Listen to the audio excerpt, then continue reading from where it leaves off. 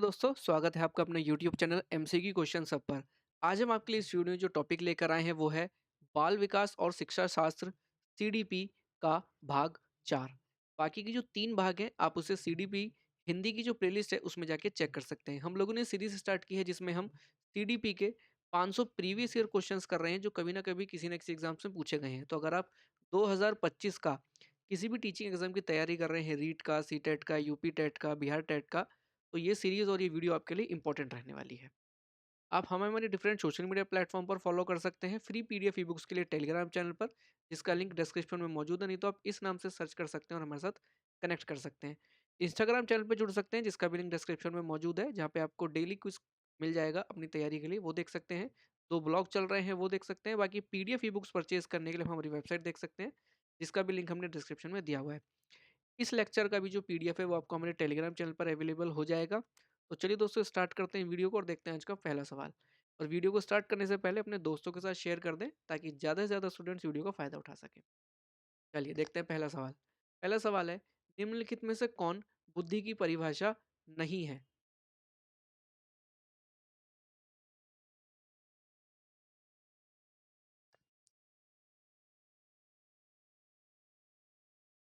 तो इसका सही जवाब है डी, राजनीतिक, आर्थिक एवं सामाजिक शक्ति प्राप्त करने के लिए प्रयुक्त उक्ति बुद्धि है। चलिए नेक्स्ट, अगला सवाल है, अनुकरण दूसरे व्यक्ति के बाह्य व्यवहार की नकल है, कथन किसका है?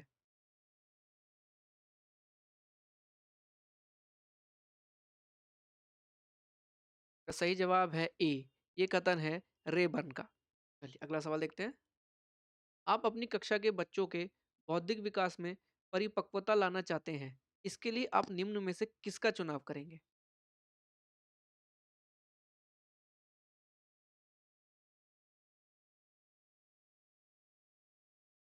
इसका सही जवाब है ए, बच्चों के समक्ष आने वाली समस्याओं को सुलझाने में उनकी मदद करेंगे। चलिए अगला सवाल।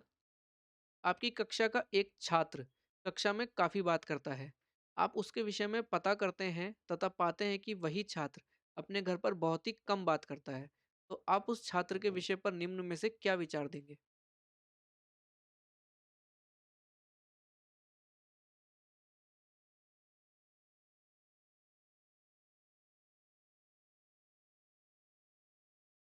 का सही जवाब है डी, उस बच्चे के विचारों को विद्यालय में मान्यता मिलती है। चलिए अगला सवाल। प्राकृतिक पर्यावरण का प्रभाव अधिगम की दशा को प्रत्यक्ष रूप से प्रभावित करता है, ये तात्पर्य है?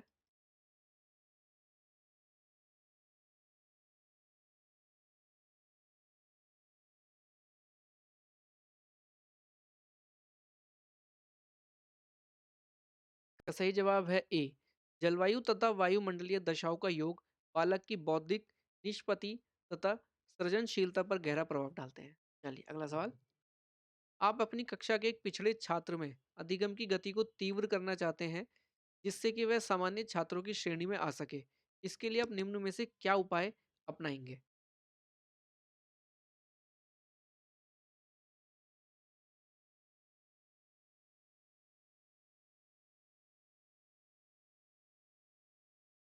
का सही जवाब है ए, उत्तम शिक्षण विधियों का प्रयोग करते हुए उसे सही दिशा में प्रेरित करेंगे।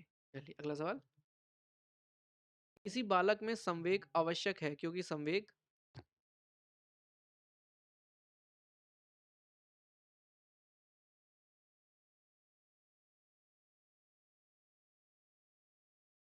का सही जवाब है सी, बालक द्वारा किसी विशेष दशा में दिया गया प्रत्युत्तर है। चलिए अगला सवाल देखते हैं। एक अध्यापक को अपनी शैक्षिक क्रियाओं के अभियोजन के समय जातीय भेदभाव के संदर्भ में अपनी शिक्षण प्रक्रिया में क्या अपनाना चाहिए?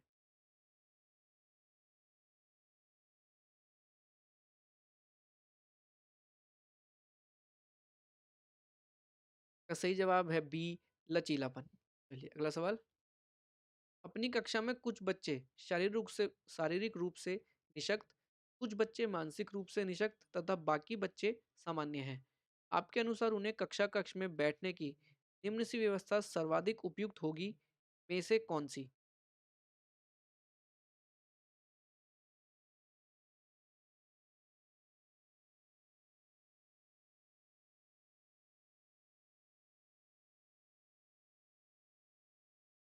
का सही जवाब है ए, बच्चों को कक्षा में कहीं भी बैठने की सुविधा प्रदान की जाए।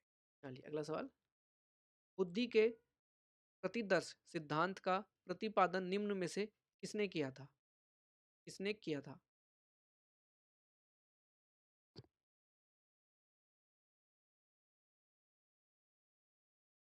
का सही जवाब है ए, थॉमसन ने। सवाल। वर्तमान समय में सतत एवं व्यापक मूल्यांकन के अंतर्गत ग्रेडों में अंकों का वितरण किया जाता है। इस प्रणाली में कितने प्रतिशत अंक प्राप्त करने वाले छात्र को बहुत अच्छा या बी ग्रेड के अंतर्गत रखा जाता है?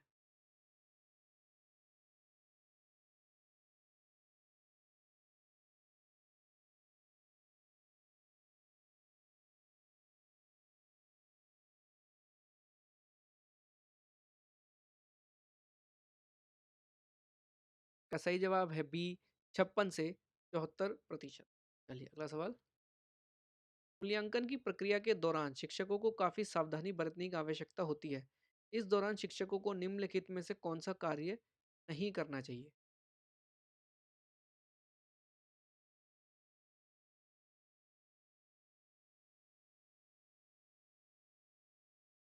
का सही जवाब है सी, शिक्षार्थियों को विभिन्न वर्गों में विभाजित कर उनके बीच तुलना करना। चलिए अगला सवाल देखते हैं। आप अपनी कक्षा में अपने शिक्षण के दौरान कड़ी मेहनत करते हैं, फिर भी आपकी कक्षा में काफी शैक्षिक विभिन्नता दिखाई देती है। इसका कारण क्या हो सकता है?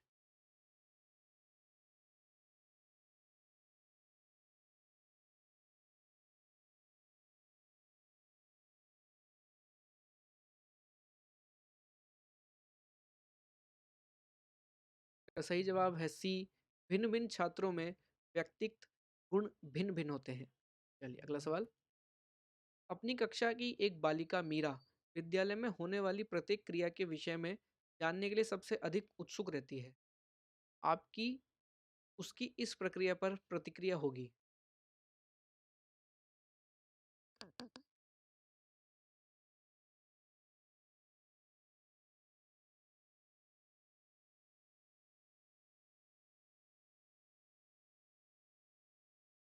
का सही जवाब है बी, मीरा एक सृजनशील बालिका है।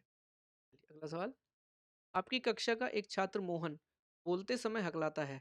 आप उसकी शिक्षा के प्रबंध हेतु क्या आवश्यक कदम उठाएंगे?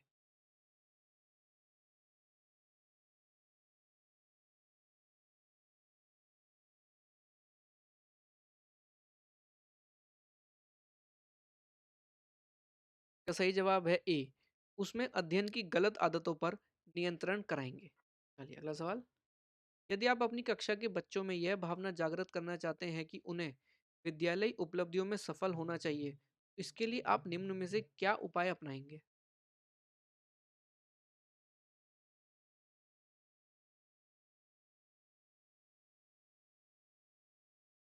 का सही जवाब है डी, ये सभी।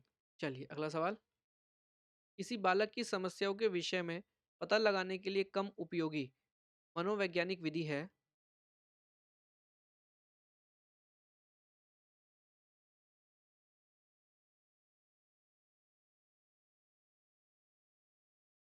का सही जवाब है सी, परीक्षण विधि। सवाल। पाठ्यक्रम निर्माण में सर्वाधिक महत्व किसको दिया जाना चाहिए?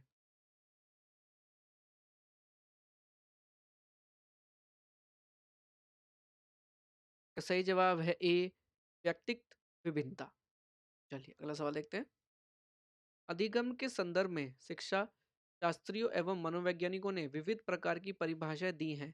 इन परिभाषाओं के अनुसार अधिगम डैश चलने वाली एक निरंतर प्रक्रिया है।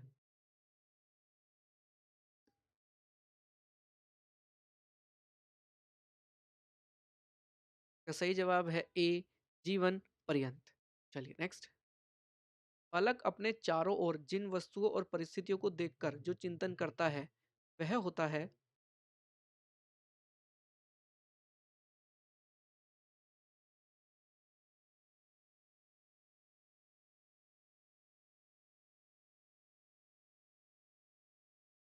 का सही जवाब है सी, प्रत्यक्षात्मक चिंतन। चलिए अगला सवाल देखते हैं दोस्तों। आपकी कक्षा में बच्चों के समाजीकरण में आपकी भूमिका है?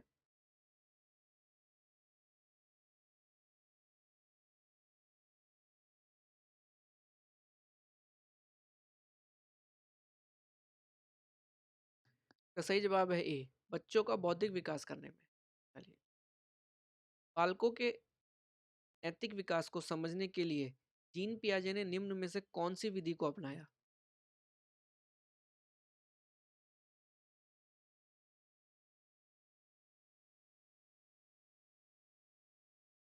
इसका सही जवाब है ए, साक्षात्कार विधि। अगला सवाल, मैं कौन हूँ, क्या हूँ, मैं भी कुछ हूँ आदि ऐसे प्रबल भावनाएं विकास की किस अवस्था की ओर इंगित होती है?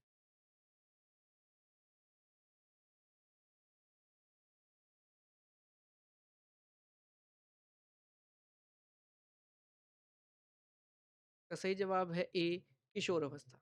चलिए अगला सवाल, बच्चे की आरंभिक शिक्षा के अंतर्गत उसे सर्वप्रथम किस विषय की शिक्षा प्रदान की जानी चाहिए?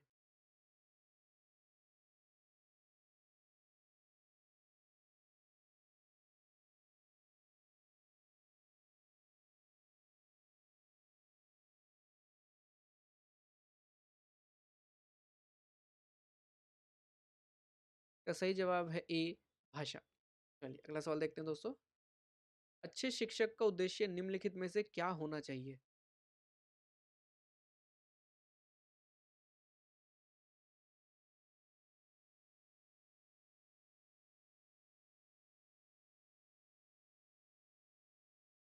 इसका सही जवाब है सी, जीवन के नए मूल्यों, नए विचारों व परिवर्तनों का स्वागत करना। चलिए नेक्स्ट, बाल केंद्रित शिक्षा में पाठ्यक्रम का स्वरूप नहीं होना चाहिए।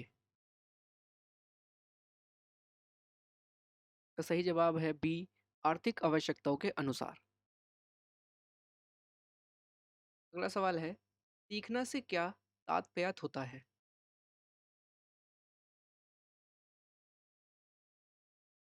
इसका सही जवाब है सी, व्यवहार में अपेक्षाकृत स्थायी परिवर्तन। चलिए अगला सवाल देखते हैं दोस्तों, अगला सवाल है, शिक्षार्थी को स्कूल केवल शिक्षा ही नहीं बल्कि सामाजिक मूल्यों, सामाजिक संज्ञान और सामाजिक मानकों के विषय में जानकारी देकर डैश उनका बीज बोता है।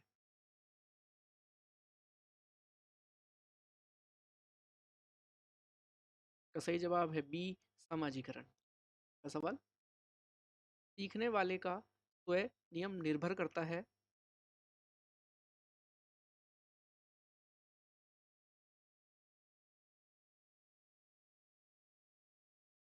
का सही जवाब है डी, स्वयं सीखे गए ज्ञान का अनुवीक्षण करने पर। चलिए अगला सवाल है, सीखने के अंतर्गत यह फोल्डिंग दर्शाता है।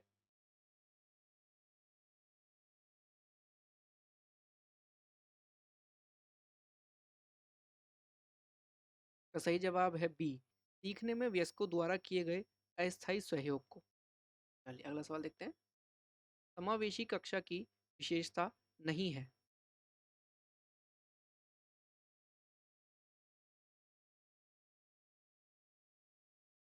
का सही जवाब है बी, ज्ञान क्षमता वाले समग्र शिक्षार्थी। चलिए अगला सवाल, किसी परीक्षण की वह वैधता जिसके माध्यम से शिक्षार्थियों में सैद्धांतिक गुणों को मापा जाता है कहलाती है।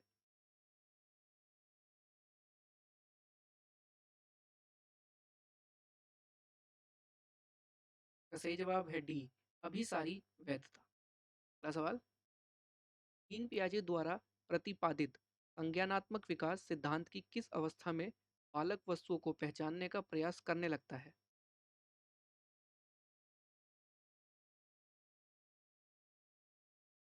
सही जवाब है ए, संवेदी प्रेरक अवस्था में। चलिए अगला सवाल देखते हैं, जब बालक स्कूल जाने के लिए रोज की तरह स्कूल ड्रेस, जूता आदि पहनता है, किताबें लेता है, तब व्यवहारों के ये सभी संगठित क्रम कहलाते हैं।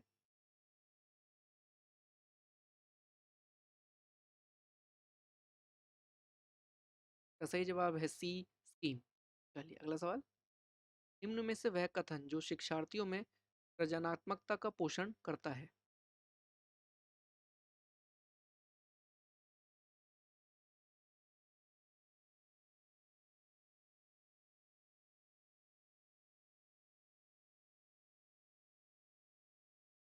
का सही जवाब है ए, प्रत्येक शिक्षार्थी की अंतजात प्रतिभाओं का पोषण करने एवं प्रश्न करने के अवसर उपलब्ध कराना। अगला सवाल, भाषा अच्छे गुणों से संपन्न तथा सफल मानी जाती यदि।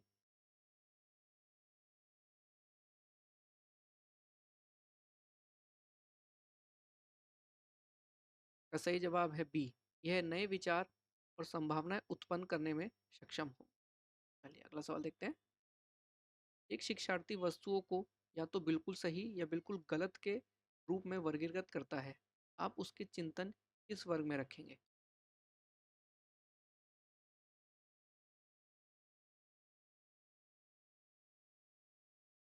का सही जवाब है ए, नगण्य चिंतन। अगला सवाल, एक प्रशिक्षण में बहुत सारे लोगों से केवल विषम संख्या के प्रश्नों के जवाब देने को कहा गया। बाद में उनसे केवल सम संख्या वाले प्रश्नों का जवाब देने को कहा गया। प्रत्येक व्यक्ति के दोनों अंकों की तुलना करके परीक्षणों की विश्वसनीयता का पता लगाया जा सकता है।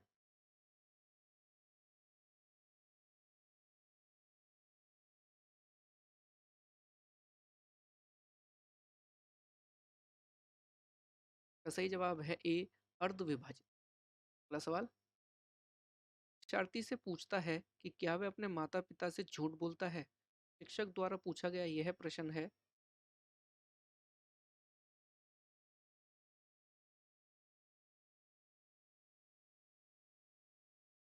का सही जवाब है ए, नियंत्रित।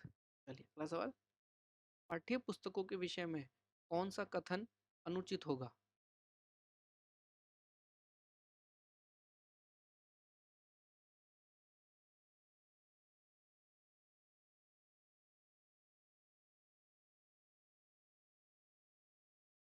का सही जवाब है सी, पाठ्य पुस्तकों से प्राप्त ज्ञान पूर्ण रूप से व्यवहारिक होता है, अतः उसकी अत्यधिक उपयोगिता है। चलिए अगला सवाल देखते हैं। निम्नलिखित में से कौन सा विकल्प सामाजिक बुराइयों के न्यूनीकरण का सबसे प्रभावी माध्यम है।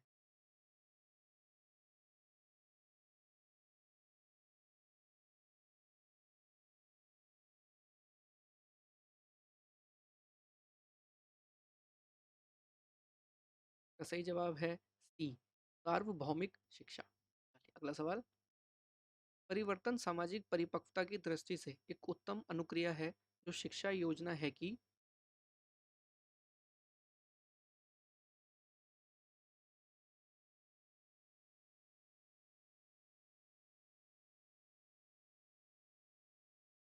का सही जवाब है सी, कक्षा के सभी शिक्षार्थियों को उचित सामाजिक योगदान देने के लिए प्रोत्साहित किया जाए। अगला सवाल, वह केंद्र प्रशिक्षण प्रणाली के विषय में आपका क्या विचार है।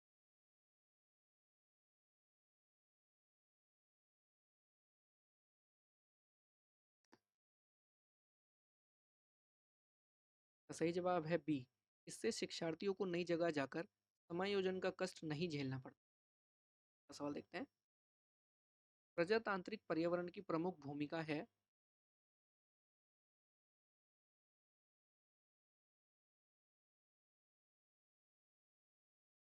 का सही जवाब है ए, शिक्षार्थियों के बहुमुखी व्यक्तित्व का विकास।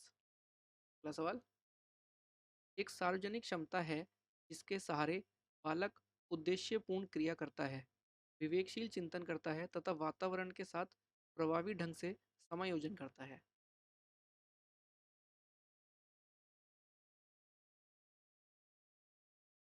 का सही जवाब है ए, बुद्धि। चलिए अगला सवाल, स्किनर के अनुसार सीखने में प्रतिवादी अनुक्रिया वो अनुक्रिया है जो।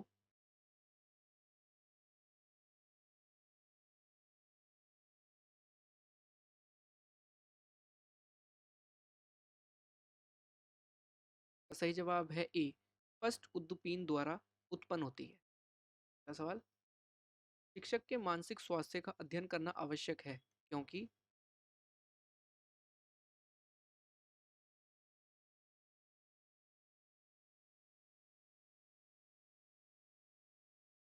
का सही जवाब है सी, छात्र शैक्षिक विकास पर शिक्षक के मानसिक स्वास्थ्य का प्रभाव पड़ता है। अगला सवाल, प्रतिभावन लड़की घर में बैठना कम पसंद करती है तथा अधिक क्रियाशील तथा झगड़ालू होती है, यह कथन है।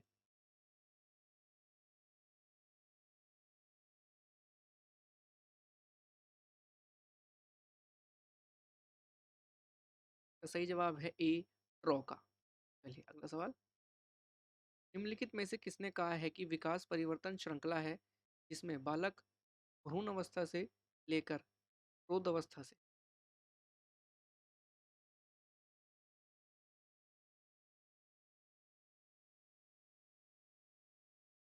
का सही जवाब है सी, पुनरुक्ति। चलिए आज का आखिरी सवाल देखते हैं दोस्तों। समावेशी शिक्षा प्रक्रिया में अनुकूलन किया जाता है।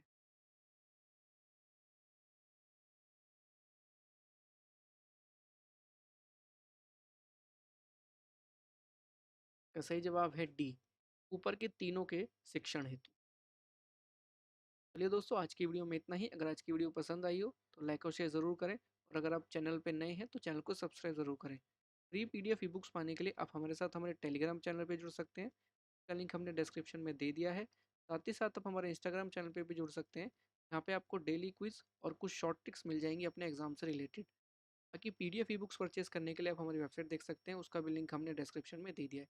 इस लेक्चर की भी पीडीएफ आपको हमारे टेलीग्राम चैनल पर मिल जाएगी, तो उसको ज्वाइन करना ना भूलें। चलिए दोस्तों मिलते हैं अगली वीडियो में, तब तक अपनी तैयारी करते रहिए। Wish you all the best.